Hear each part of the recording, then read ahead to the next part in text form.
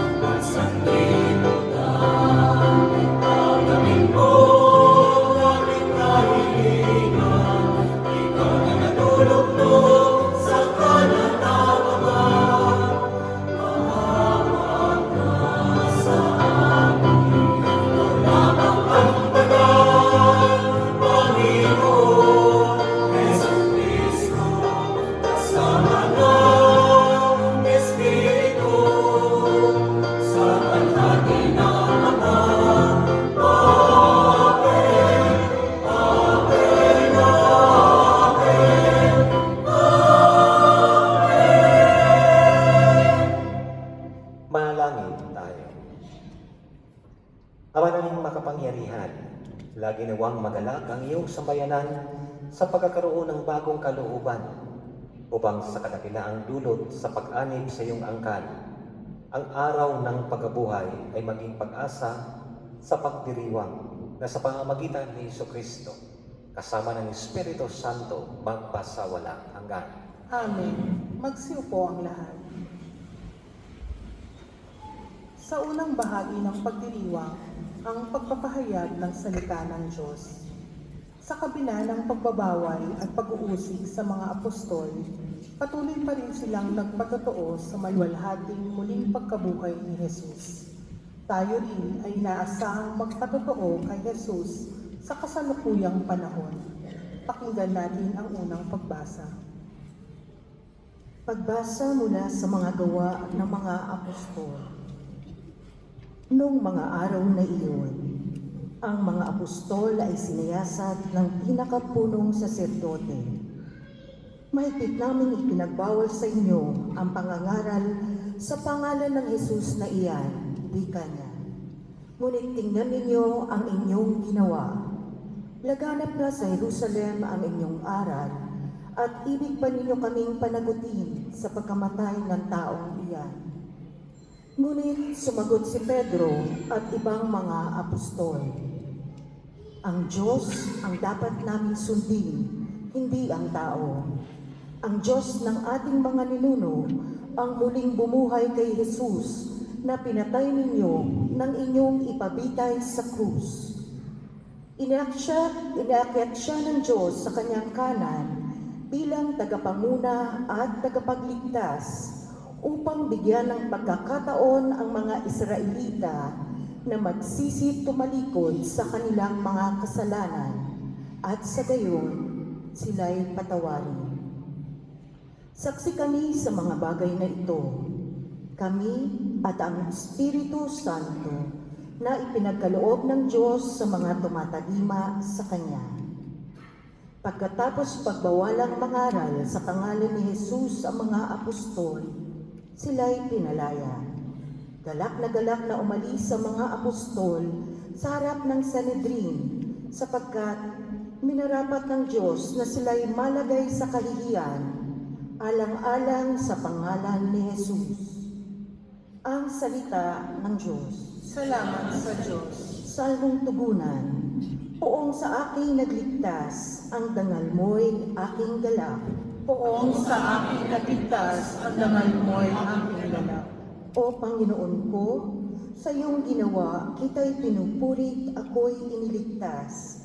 Kaya ang kaaway ay di na nakuhang matuwa't magalak. Mula sa libingang daigdig ng patay, tinango mo ako at muling binuhay. Ako nakasama nilang napabaon sa kailaliman.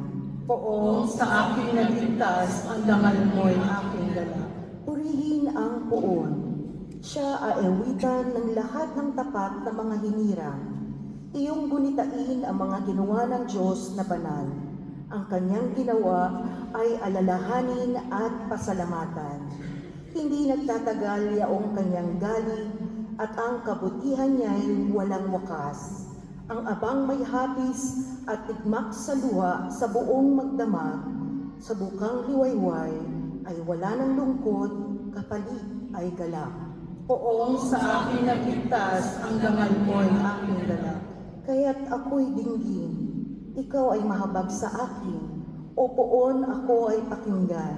Mahabag ka poon, ako ay dinggin mo at iyong tulungan. Nadama ko'y galak ng iyong hubarin ang aking panluksa. Sa pasasalamat sa iyo, o poon, ay di magsasawa. Poong sa aking nagligtas, ang dangal mo'y aking galak. Inilararawan ni Juan si Jesus bilang tupa na inaalay para sa kasalanan ng sanlibutan. At ngayon, sinasamba at niluwalhati ng sanlilikha. Pakinggan natin ang ikalawang pagbasa. Pagbasa mula sa aklat ng pahayag. Akong si Juan ay tumingin muli at narinig ko ang tinig ng libo-libo at laksa-laksang anghel. Sila'y nakapaligid sa trono, sa apat na nilalang na buhay at sa matatanda. Umaawit sila ng ganito. Ang korderong pinatay ay karapat-dapat na tumanggap ng kapangyarihan, kayamanan, karunungan at kalakasan, papuri, paggalang at pagdakila. At narinig kong nag-aawitan ang mga nilikhang nasa langit, nasa lupa, nasa ilalim ng lupa at nasa dagat, lahat ng nilikha sa buong sanlibutan. Sa kanya na nakaluklok sa trono at sa kordero, sumakanila ang kapurihan at karangalan, kadakilaan at kapangyarihan magpakailanman. Tumugon ang apat na nilalang na buhay. Amen. At nagpatira pa ang matatanda at nagsisamba. Ang salita ng Diyos. Salamat sa Diyos. Magsitayo ang lahat.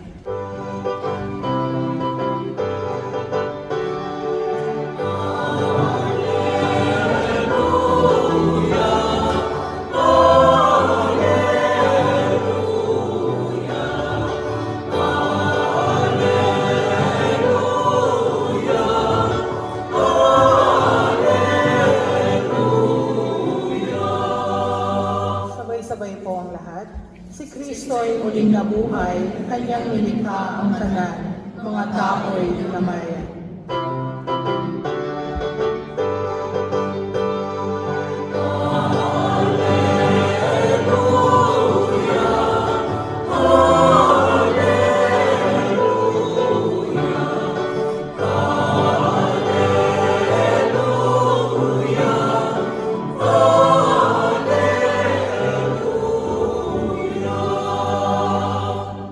Sumainyo ang Panginoon. At sumayo rin. Ang mabuting balita ng Panginoon ayon kay San Juan. Papuri sa iyo, Panginoon. Noong panahong iyon, muling nagpakita si Jesus sa mga alagad sa tabi ng lawa ng Tiberias. Ganito ang pangyayari.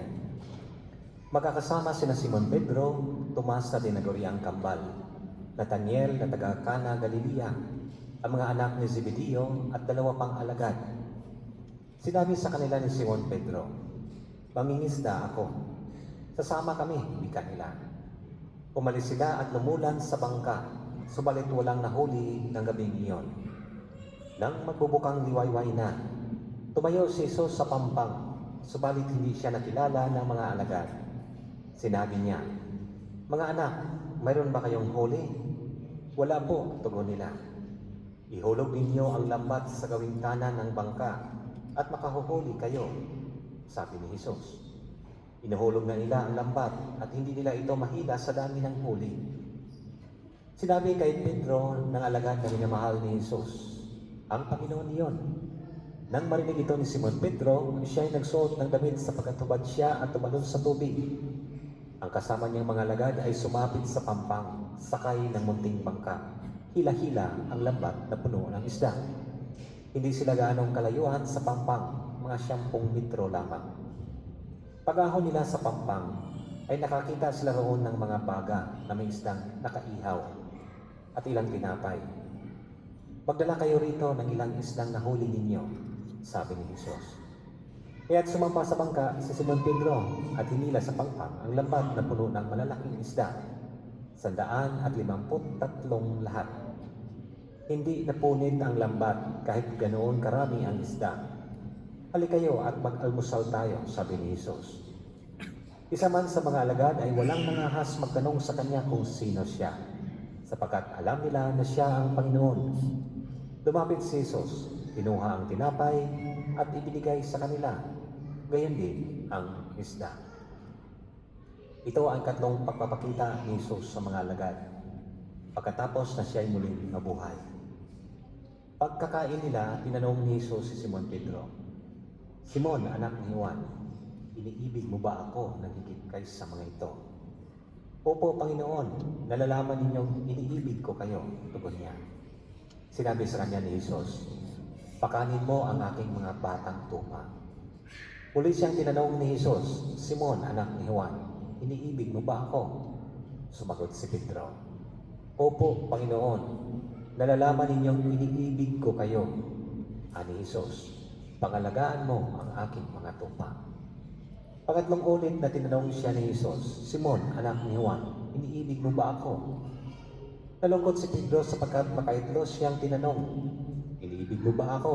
At sumagot siya, Panginoon, nalalaman po ninyo ang lahat ng bagay. Nalalaman ninyong iniibig ko kayo. Sinabi sa kanya ni Jesus, pakanin mo ang aking mga tupa. Tandaan mo, noong kabataan mo pa, ikaw ang nagbibihis sa iyong sarili at lumalakad ka kung saan mo ibig. Ngunit pagtanda mo, iuunat mo ang iyong mga kamay at iba pang magbibihis sa iyo at dadalhin ka kung saan hindi mo ibig. Sinabi niya ito upang ipakilala kung paano mamatay si Pedro at sa gayoy papapararangalan niya ang Diyos. Pagkatapos, sinabi sa kanya ni Jesus, sumunod ka sa akin. Mga kapatid, ang mabuting balita ng Panginoon. Pinupuri ka namin, Panginoong Jesucristo. Magsiupo ang lahat. Magandang gabi po mga kapatid. Sino po dito ang nagsimba na kasama ang kanilang mahal sa buhay? Kasi for example, yung mag-lovers, magkasintahan. Magkasintahan na puro single ha? Pakitaas ang kamay. Wala o nahiya? Mag-asawa. Mag-asawa na katabi ang kanilang asawa. Okay. Ito ang tanong. Ilang beses po kayo nagsasabi ng I love you sa inyong mahal? 5 times up, pakitaas ang kamay. 5 times a day. Merong iba, merong hindi. O, 3 times. 10 times. Yung hindi ka nagsasawa magsabing I love you, I love you, I love you, I love you. Araw-araw. 2 times. 2 times. Kahit isang bisis mo lang, parang awa nyo na. Hindi nagsasabi ng mahal niyo sa buhay ng I love you sa umaga. Mga kapatid, sabi nga daw na ang bulaklak na rosas ang pinaka-hit na symbol ng romance. Sino ang nakatanggap dito ng mga rosas noong siya ay nililigawan? Okay, meron. Chocolate. Chocolate. The fitted symbol of romance. Pero, after 2 to 3 days, ano nangyayari sa rosas? Nalalanta. Anong natitira? Patpat? Ano bang natitira? Ha? Ayaw nyo aminin yung tinik sa buhay ninyo, ano? Siyempre, tinik. Nagre-reklamo yung iba na kung saan yung rosas na ibinibigay sa kanila, hindi naman binili ka na gayon, pinuto yun doon sa dinadaanan, mayroong mga tinik. Nagre-reklamo yung iba, bakit nga ba ang rosas ay may mga tinik? Napakaganda naman sana pero may mga tinik. Hindi niyo po ba natanong sa inyong sarili, bakit nga ba ang tinik may mga rosas? Kaya siguro kayo sa buhay, noong una, masarap magsabing I love you. Kalaunan, paunti-unti na lang. Bakit? Dahil marami na mga sakit at tinik sa buhay. At isa na siya sa tinik mo sa buhay. No? Nawala na yung napakatamis na romance sa buhay. Mga salitang, ikaw lang ang mamahalin. No? Baka na naman ang sinasabi mo ngayon kapag nagkabalik. Bakit nga ba? Bakit nga ba? You tell me, you tell me.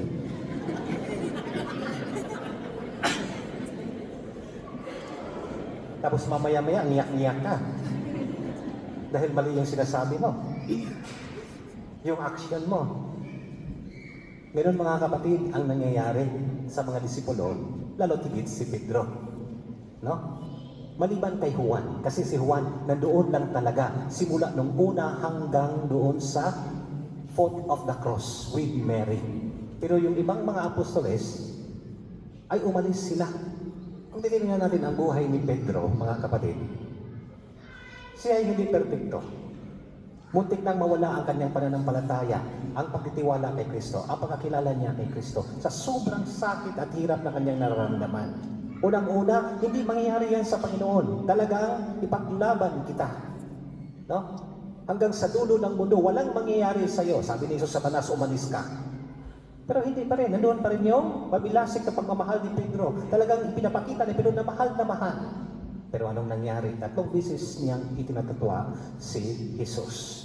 Ikaw ba yung kasama niya sa halamanan? Ikaw yung nakita ko eh. Ay, hindi ako yun. No? Pagkatapos pa, umalis siya kasi hindi niya makaya na tingnan yung inidolo niya, yung minamahal niya na hihirapan. At marami pa nangyayari po ito ngayon. No? Kasi sa social media, asawa, seaman, how many years? Tapos nung nagkasakit, iniwanan ng anak at asawa. Anong nangyari? Umalis. Kaya sa buhay ni Pedro, makikita natin na hindi siya perfecto, pero bakit nga po ba bumalik si Jesus sa kanya at binuo siya muli? Na para bang sa buhay ni Pedro, kung ilalagay sa konteksto sa buhay natin, na nagkakamali ka, na bumalik yung mahal mo sa buhay. Tapos, si Jesus, sinasabi, do you love me? Oo, Panginoon, mahal kita. Do you love me? Oo, Panginoon, alam mo, mahal kita. 3 beses. Bakit? Gusto ni Pedro na kalimutan yung mga sakit na nararamdaman. Yun ay yung pagkakataon na kung saan hindi man iniisa-isa ni Jesus yung mga pangyayari na nangyayari sa buhay niya na kung saan sinaktan niya si Jesus, na kung saan alam din ni Jesus na mali yung ginawa ni Pedro, pero never si Jesus na ito yung mali mo Pedro. Hindi niya inisa-isa yung mali. Pero ang mali ni Pedro, hindi siya humingi din ng tawad. Para bang kinalimutan kaagad yung nangyayari. Alam ba ni Jesus, tinanong ako ni Jesus na mahal ako. Sasabihin ko na mahal ko siya. No? I love you, Panginoon, mahal kita.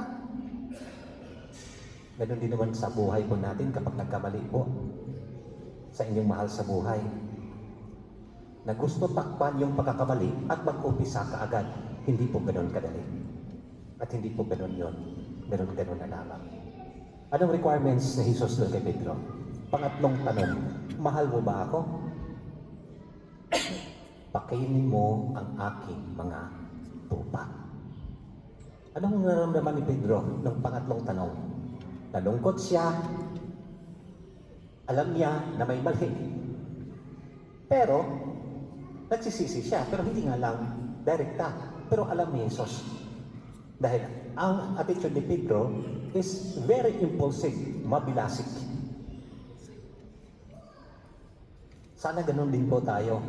Kapag nagkamali, alam natin kung wala tayong lakas na loob na hingi ng tawad, hindi ka man makapagsabi na patawarin mo ako, gawin mo sa mga bagay na ikakasya, na ikakagalak, ikakatuwa ng iyong mahal sa buhay. If you cannot say it in words, do it in actions. Dito natin makikita mga kapatid na hindi maging madali kay Pedro. He failed to fall in love wholeheartedly. At ganoon din po tayo sa buhay natin, sa mag-asawa. Sa mag-asawa, paano niyo po ba ipinapakita yung pagmamahal ninyo sa Diyos, sa kapwa ninyo mahal sa buhay? Masasabi mo bang perfect yung pagmamahal mo sa iyong asawa? And sometimes, sa halip na si Kristo ang mamahalin ng mga lalaki, si Kristi. And sometimes, si Kristo ang mamahalin ng mga babae, si Christopher. Both side. Kung nagkamali yung isa, retaliate yung isa. No?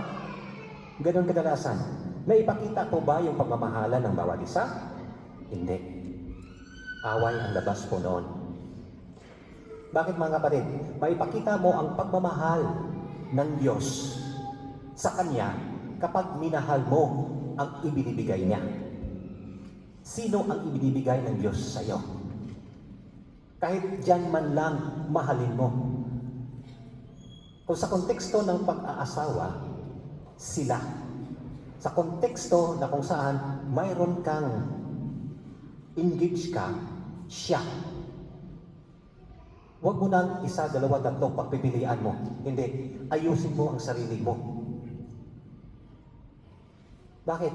Hinahanap mo yung pag-ibig ng Diyos eh. You are searching. Saan ka, Panginoon? Kasi hindi buo yung puso natin, ang kalahati nandoon sa Diyos. Kaya hinahanap natin. Hindi natin makikita sa pera, hindi natin makikita sa trabaho, kahit may pera ka, kahit may trabaho ka, kahit mayaman ka, pero may kulang sa puso mo. Bakit? Dahil ang kabilang puso, ang kabilang kalahati ay nasa Diyos. Because we are created in the image and likeness of God. Nasa Kanya. Saan mo makikita yon? Sa kapwa-tao. But be careful, dahil mayroon ding nagpapag-Diyos-Diyosan na kung saan dadalhin ka sa maling puso. Huwag kang mawala dahil mayroon ng daan ibinigay. I am the way, I am the truth, I am the life. I am the way. In the context of marriage, I am the way. In the context of marriage, He is the way. Sinong ibinibigay? Yun na yun.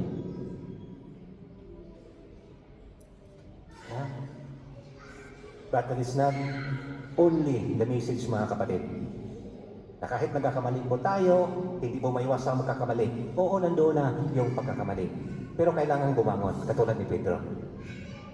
Kahit na nagkakamali, we fail to fall in love with Jesus Christ. Kalahati na lang ang binibigay natin, minsan 1/4 pa, minsan 1/8 pa. Pero ang Diyos buong-buo na nagmamahal sa atin. We are not only reconciled by Jesus Christ to God, to His Father, but Jesus Christ loved us.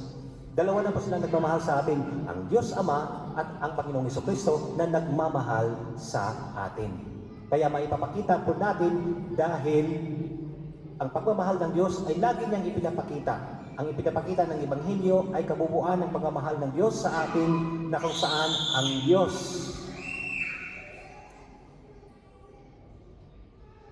Diyos ay isang biyaya bawat isa sa atin. Ang Diyos ay nasa sa atin, na ang Diyos ay hindi nawawala sa atin.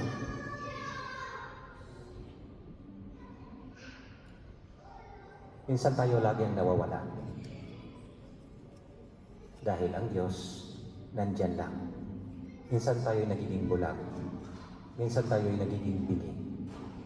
Minsan hindi tayo nakakapagsalita dahil sa mga mali nating ginagawa. Minsan hinayaan na lang natin yung mga bagay na mali dahil nagagawa natin. Iniisip na natin na ang mga bagay na ito ay okay na lang yan kasi nga nagagawa mo. Parang hinayaan mo na lang para walang gulo. At nangyayari po yun sa buhay natin, mga kapatid. Kaya dito, mga kapatid, isang grasya na pinapakita sa atin ni San Juan Evangelista na kahit hindi buo yung pagmamahal natin, buo tayong minamahal ng Diyos.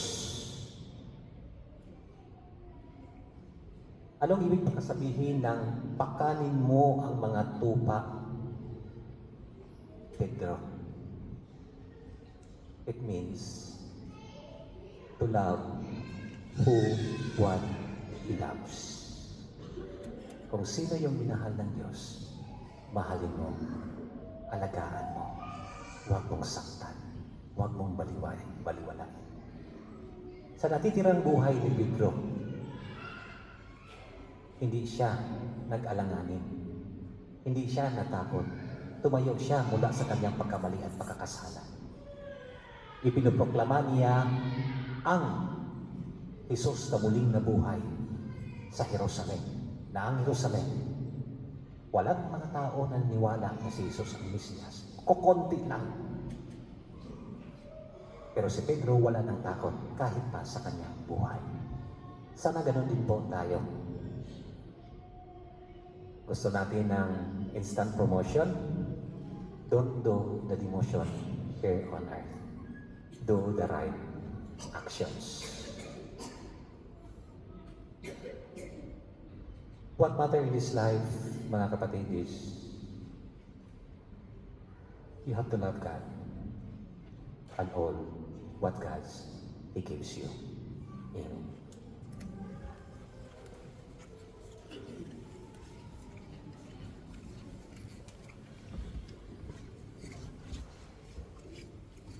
Magsitayo po. Ipahayag natin ang ating pananampalataya. Sumasampalataya ako sa Diyos sa mga makapangyarihan sa lahat na may gawa ng langit at lupa. Sumasampalataya ako kay Jesucristo, isang anak ng Diyos, Panginoon nating lahat. Nagkatawang tao siya alam ng Espiritu Santo. Ipinanganak ni Santa Maria ang Birhen. Pinagpakasakit ni Poncio Pilato. Ipinako sa krus na matay hiling. Nalawag sa kinaroonan ng mga yumao. Nang may tatlong araw na buhay na maguli. Umakyat sa langit, naluluklok sa kanan ng Diyos ang mga makapangyarihan sa lahat. Doon magmumulang parito at hukom sa nabubuhay at namatay ng tao.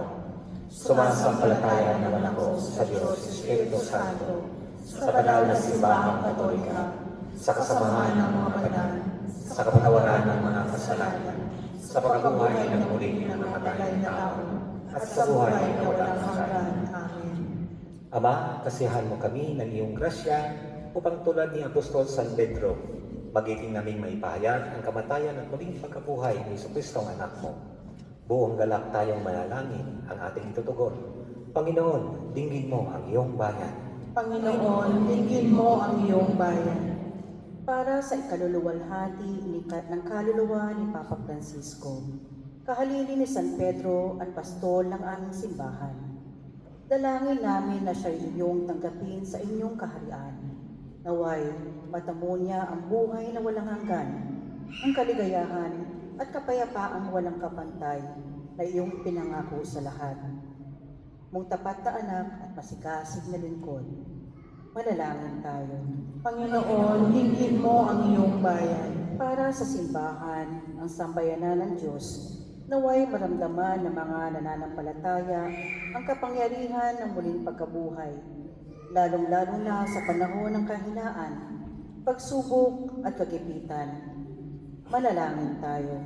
Panginoon, dinggin mo ang iyong bayan. Para sa mga pinuno at naglilingkod sa simbahan at sa pamahalaan, naway lalo pang lumalim ang kanilang pag-ibig kay Jesus, ang mabuting pastol. Magsilbi nawa siyang inspirasyon at lakas sa paglilingkod nila sa bayan. Manalangin tayo. Panginoon, dinggin mo ang iyong bayan. Para sa darating na halalan, huwag nawa manaig ang salapi at pagkagahaman. Pagkus, ihalal nawa namin ang mga taong may kakayahan, katapatan, at tunay na layuning maglingkod. Manalangin tayo. Panginoon, dinggin mo ang iyong bayan. Para sa mga nalugmok sa kahirapan, sakit at mga suliranin, naway lalo kanilang kilalanin bilang kumakalingang Diyos na nagkaloob ng lakas at kaginawahan. Manalangin tayo. Panginoon, dinggin mo ang iyong bayan. Sa ilang sandali ng katahimikan, ating ipanalangin ang iba pang mga pangangailangan ng ating pamayanan, pati na rin ang ating pansariling kahilingan. Manalangin tayo. Panginoon, dinggin mo ang iyong bayan. Ang lahat ng ito ay pinasasalamatan at hihiling namin sa ngalan ni Kristo, kasama ng Espiritu Santo, magpasawalang hanggan. Amen. Magsiupo ang lahat para sa ikalawang bahagi ng pagdiriwang, ang huling hapunan.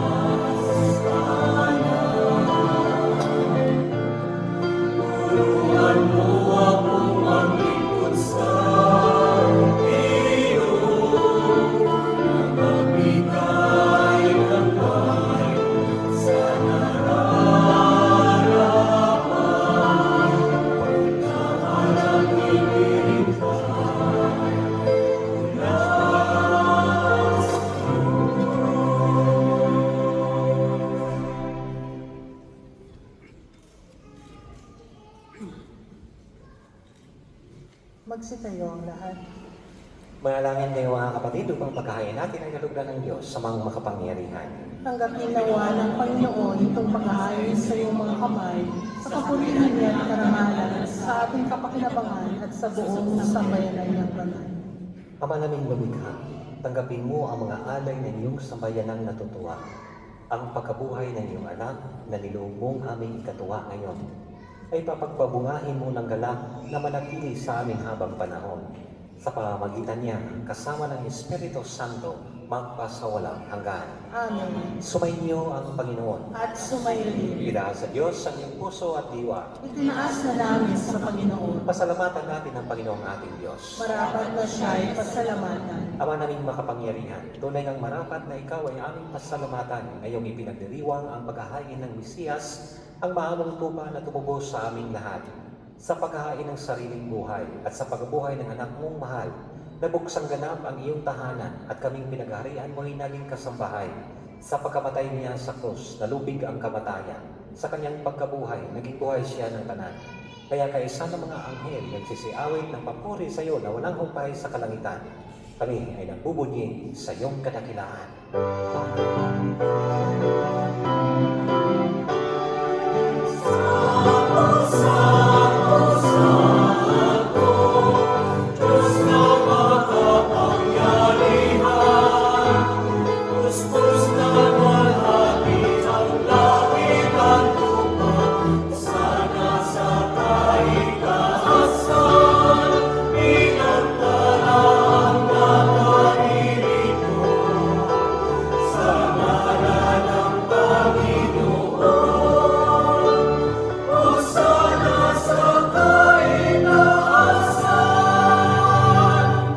Magsiluhod ang lahat. Ama naming banal, ikaw ang bukal ng tanang kabanalan.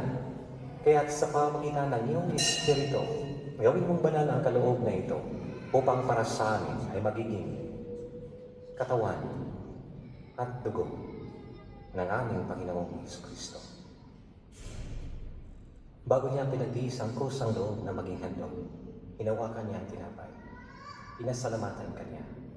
Pinaghati-hati niya yon. Iniabot sa kanyang mga alagad at sinabi, tanggapin ninyong lahat ito at kanin. Ito ang aking katawan na ihahandog para sa inyo.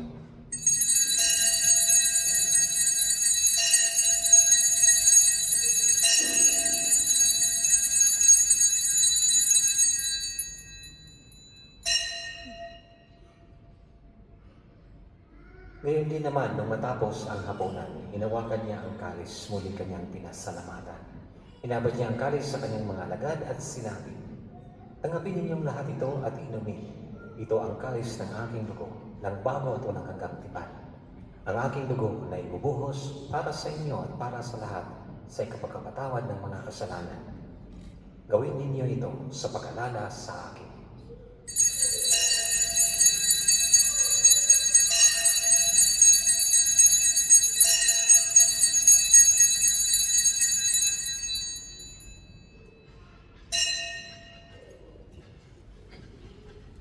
Ipagbunyin natin ang misteryo ng pananampalataya.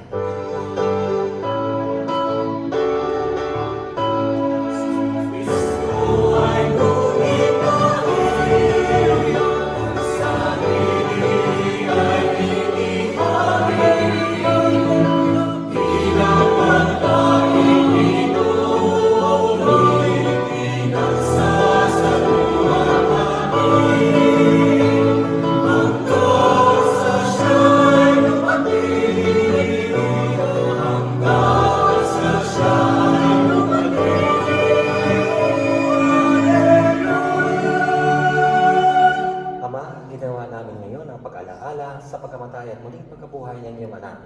Kaya tinialay namin sa iyo, tinapay na nagbibigay buhay at ang kalis na kakaloob ng kaligtasan. Kami nagpapasalamat dahil kami iyong minarapat na tumayo sa harap mo para maglingkod sa iyo. Isinasamo namin kaming magsasalo-salo sa katawan at dugo ni Kristo ay mabuglod sa pagkakaisa sa pamamagitan ng Espiritu Santo. Ama, lingapin mo ang iyong simbahang laganap sa buong daigdig. Puspusin mo kami sa pag-ibig. Aldo naming obispo at ang tanang kaparian at laiko. Alalahanin mo rin ang mga kapatid namin na himlay nang may pag-asang sila'y muling mabubuhay. Si Papa Francisco, kaya din ang lahat ng mga pumanaw. Kawahan mo sila at patuloyin sa iyong kaliwanagan. Kawahan mo at pagitapatin kami lahat na makasaro sa iyong buhay na walang wakas. Kaisa ng mahal na Birheng Maria na ina ng Diyos, San Jose na kanyang kalisinisang esposo, kaisa ng mga apostol at ang lahat ng mga banal na namuhay dito sa daigdig ng kalugod-lugod sa iyo. May pagdiwang nawa namin ng pagpupuri sa ikararangal mo sa pamamagitan ng iyong anak na aming Panginoong Hesukristo. Sa pamamagitan ni Kristo, kasama niya at sa Kanya, ang lahat ng parangal at papuri ay sa iyo, Diyos amang makapangyarihan, kasama ng Espiritu Santo, magpasawalang hanggan.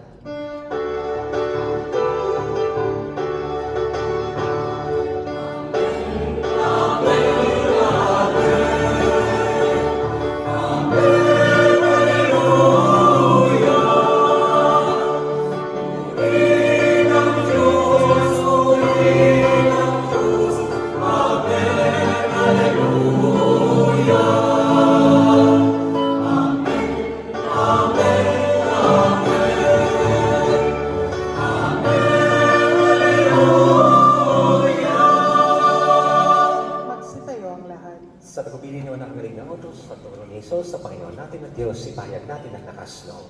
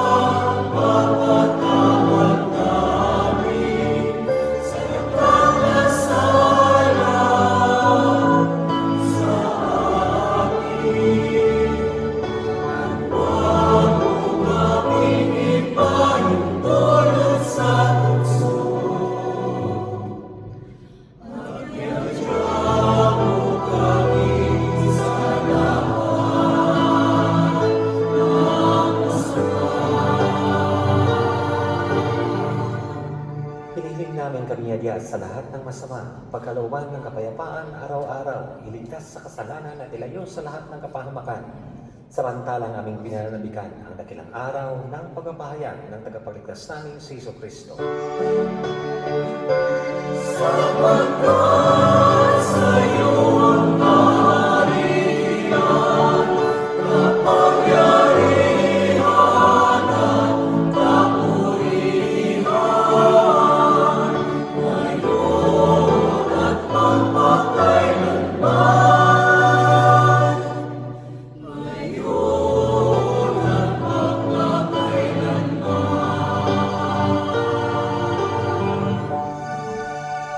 Panginoong Jesucristo, sinabi mo sa iyong mga apostol, kapayapaan ang iniiwan ko sa inyo, ang aking kapayapaan ang ibinibigay ko sa inyo. Tunghayan mo ang aming pananampalataya at huwag ang aming pagkakasala. Pagkalooban mo kami ng kapayapaan at pagkakaisa ayon sa iyong kalooban, kasama ng Espiritu Santo, magpasawalang hanggan. Amen. Ang kapayapaan ng Panginoon ay laging sumainyo. At sumayo rin. Mga kapatid, sa pagbigay natin ng kapayapaan, kung meron kayong hinuwaan ng mag-asawa at kasama mo yung asawa, katabi mo, sabihin mo sa kanya, I love you at halikan mo, yakapin mo siya. Kung hindi, huwag mong gagawin mo yun. Masasampal ka. Mga kapatid, magbigay mo tayo ng kapayapaan sa isa't isa.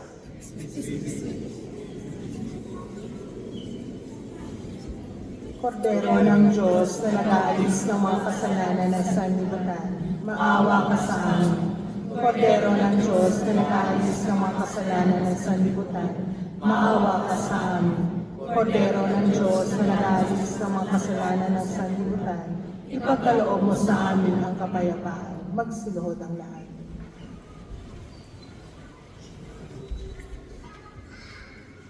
Mga kapatid, ito ang kordero ng Diyos, ang Diyos na nag-aalis ng mga kasalanan ng sanlibutan, ating mga kasalanan. Mapalad tayo minayahan sa kanyang piging. Panginoon, hindi ako karapat-dapat na magpatuloy sa iyo, ngunit sa isang salita mo lamang ay gagaling na ako. Pagsanggalang nawa tayo sa katawan na ito, Kristo para sa buhay na walang hanggan. Amen.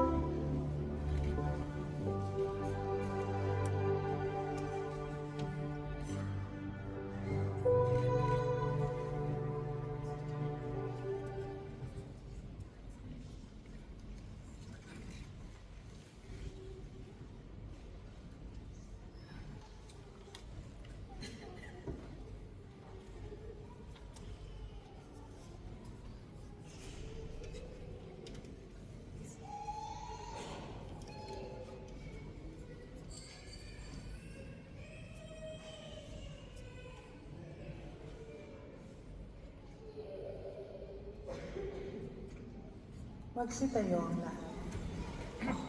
Manalangin tayo.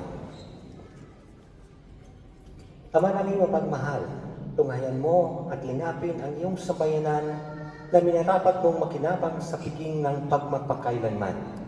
Ipagkaloob mong kami ay maluwalhating makarating sa pagkabuhay na magtatampok sa amin sa iyong piling. Sa pamamagitan niya, kasama ng Espiritu Santo, magpasawalang hanggan. Amen. Magsiupo ang lahat. Parish announcement. On May 4, Father Nelson Lobo will be celebrating his priestly ordination anniversary. Please keep him in your prayers. As per Vicariate guidelines, common baptism are conducted on the third Thursday of each month. For this month, the common baptism is on the 15th of May. Private baptism are not encouraged.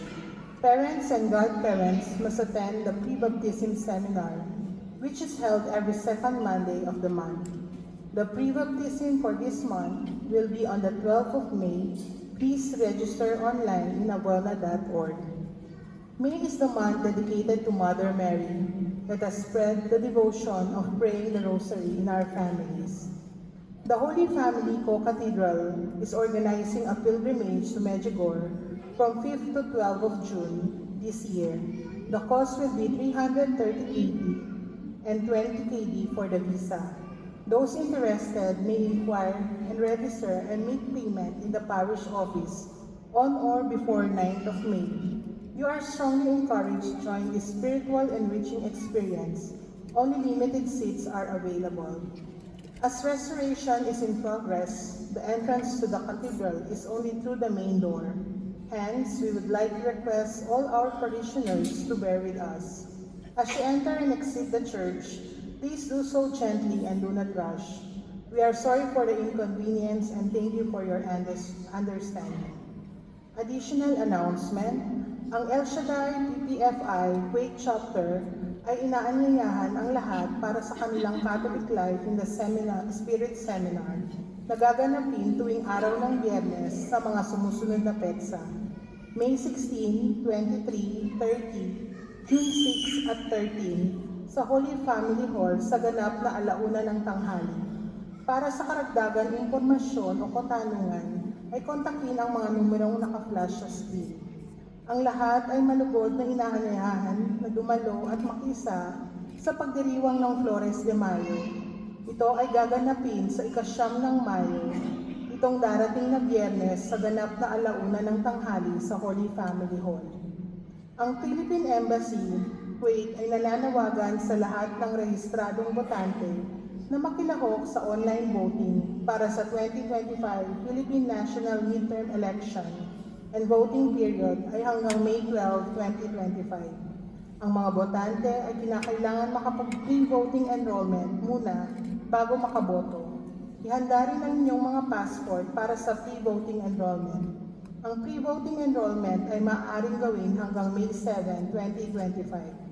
Ang Enrollment and Voting Assistant Desk sa Embassy ay bukas para i-assist ang mga botante mula alas 8 ng umaga hanggang ika-4 ng hapon, araw-araw, hanggang May 12, 2025. Mula naman May 1 to 6, ang nasabing assistant desk ay bukas hanggang alas 8 ng gabi. Maraming salamat po. Lahat na po ba ay nakapag-register para makaboto? Sino po ang nakapag-register? Pakitaas ang kamay. Marami pang hindi. Pumunta ako kahapon. Kayo din, pumunta din ha. Kung may oras po ha. Madali naman pagboto dahil sa cellphone. Kahit saan naman po kayo. Pero kailangan, pagdating doon, dapat yung pangalan mo ay ma-register. No, kung hindi pa nakapag-register. Ako ay hindi pa nakapag-register dahil hindi po talaga pa nakapag-register na umuna. Kaya bago, kaya next time na lang. Okay? So maraming salamat po sa inyong lahat. Lay ministers, lectors at commentators, sacristan, technical team, service team, choir, sokong, at sa inyong lahat, maraming salamat po. Konting paalala lang po dito sa side ko na kung saan sa mga bata,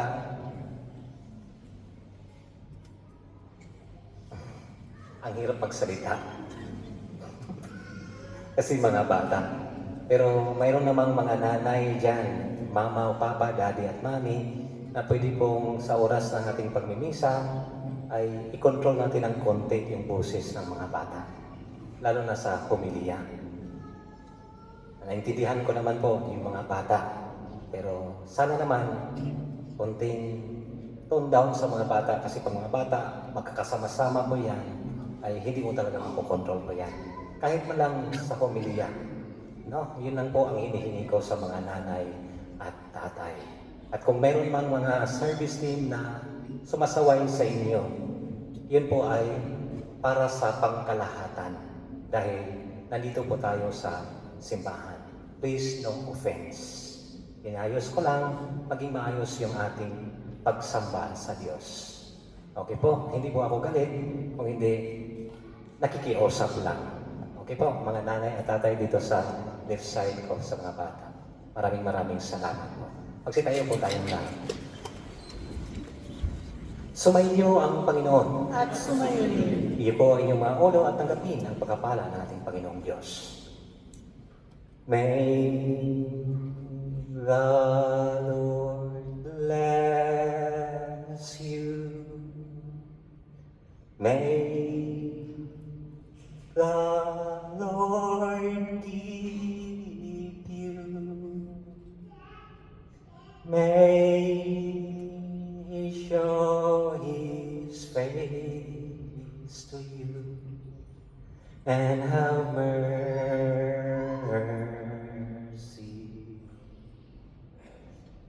The Lord